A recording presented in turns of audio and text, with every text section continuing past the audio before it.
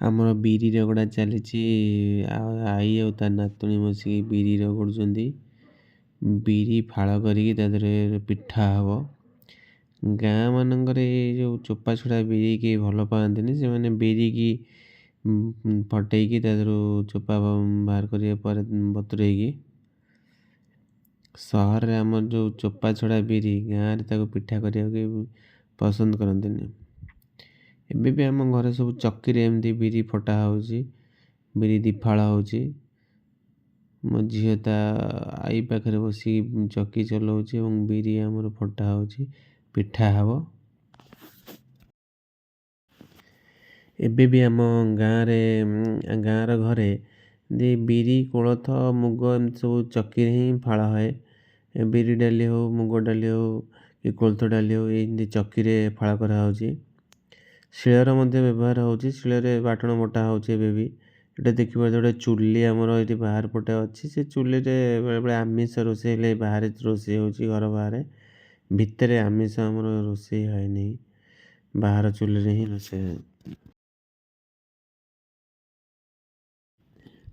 ଝିଅକୁ ମଜା ଲାଗୁଛି ତ, ସେ ଚକିଟାକୁ ଜଲ୍ଦି ଜଲ୍ଦି ବୁଲେଇ ପକାଉଛି। ଚକି ଆକ୍ଚୁଆଲି ଧୀରେ ଧୀରେ ବୁଲେଇଲେ ସେ ବିରି ପୁରା ଭଲସେ ହେବ। ଏ ଝିଅ ଟିକେ ମଜା ଲାଗୁଛି ଝିଅକୁ। ସେ ତାର ଜୋର ଜୋର ବୁଲେଇ ପକାଉଛି ଏବଂ ସେ ହ୍ୟାଣ୍ଡଲଟାକୁ ଜଲ୍ଦି ଢିଲା କରି ପକାଉଛି। ଧୀରେ ଧୀରେ ବୁଲେଇଲେ ସେ ହ୍ୟାଣ୍ଡଲଟା ଢିଲା ହେବନି, ବଢ଼ିଆ ସେ ଚାଲିବ।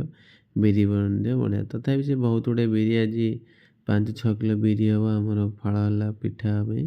ଶୀତ ଦିନ ଚାଲିଛି, ସବୁ ପିଠା ହେବା ପାଇଁ ସବୁ ବିରିକି ଫଟେଇ ଦେଲେ।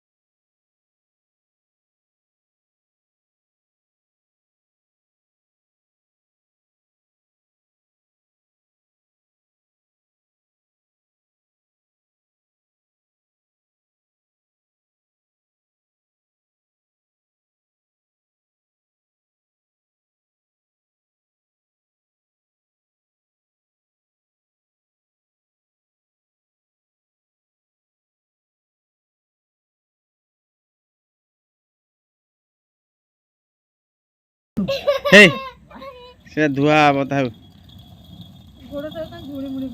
ଏ ଗୋଡ଼ ଧୂଳି କରନା ମା, ଥାଉ ସେ ଯାଇ ଧୁଆ ହବ।